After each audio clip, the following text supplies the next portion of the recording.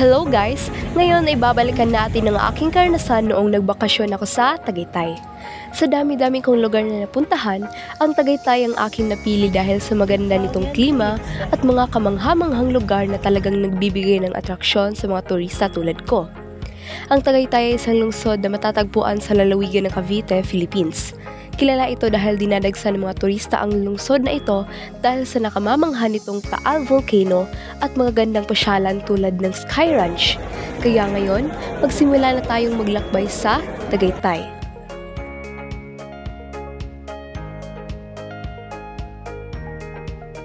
Una, sumakay muna kami sa airplane. First time ko talagang sumakay ng airplane na talagang namangha ako sa tanawin na aking nakita. At pagkatapos ng 2 oras, nakarating na rin kami sa Tagaytay Airport. Ang sumunod ay sumakay kami ng jeep patungo sa 4-star hotel, sa Twin Lakes Hotel. Pagkatapos ko pumunta sa kwarto ng hotel, talaga namangha ako. Hindi lang sa hotel, kundi pati na rin sa mga naggagandahang tanawin dito sa labas ng hotel. Talagang kaysayang pagmasdan ng kagandahan ng Tagaytay. At syempre dahil 4-star hotel ito, di rin sila magpapatalo sa mga naggagandahan na tanawin dito. Isa sa mga magagandang tanawin dito ay ang kanilang malaking pool sa ibaba ng hotel. Tuwing oras naman na pagkain, mayroon silang iba't ibang klase ng buffet. Isa na rito ang masasarap at masustansya na salad buffet. At ngayon, ito ang aking mga napili na pagkain galing sa buffet ng hotel. Tapos namin kumain ay lumabas agad kami at nag-ikot-ikot sa lungsod ng Tagaytay. Kagaya sa Pagadian City, marami rin dito mga iba't ibang restaurant at mga pasyalan. At syempre, andito na tayo sa Tagaytay, atin na rin silayan ang napakagandang bulkang Taal na sikat rin ditong puntahan ng mga turista. Malayo nga lang kami ngunit kamangha-mangha pa rin itong masilayan. Hindi lang bulkang Taal ang magandang pasyalan dito sa Tagaytay, kundi pati na rin ang sikat nila na Sky Ranch. At andito na nga tayo ngayon sa loob ng Sky Ranch. Talagang sulit ang bayad sa entrance fee sapagkat magaganda ang mga naririto. Rides, kainan at iba pang mga pasyalan sa loob. At ngayon, makikita natin ang Ferris wheel sa loob ng Sky Ranch. Kaya gandang tingnan ngunit masyadong mahal para sakyan. Dito, makikita pa rin natin ang magandang tanawin sa Tagaytay. Kasama ko rito ang aking mga auntie. At syempre, di lang rides ang naririto.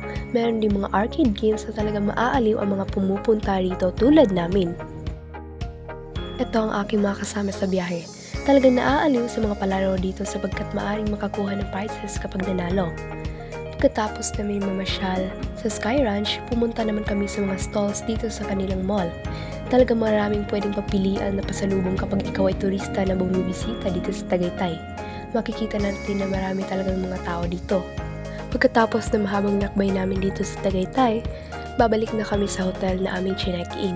Ngayon ay nakasakay kami sa jeep para makatipid sa pamasahe. At ngayon, nakarating na nga kami ulit sa Twin Lakes Hotel. Ngayon naman ay nakikinig ako sa seminar ng aking nanay sapagkat sinama niya lang ako rito kahit wala akong ambag. At dahil matakaw ako, pumila ako ulit sa buffet area at kumain kami ngayon ng aking auntie. Siya ang kasama ko sa pagkain sapagkat nabibisi ang nanay ko sa mga oras na ito. Nagtingin-tingin na din ako sa mga freebies ng hotel habang nag-i-impake ang aking nanay at auntie sapagkat uuwi na kami sa Pagadian pagkatapos sa seminar nila. At dahil Pinoy tayo, iuuwi namin lahat ng mga pwedeng iuwi. Sabon, toothpaste o toothbrush man yan.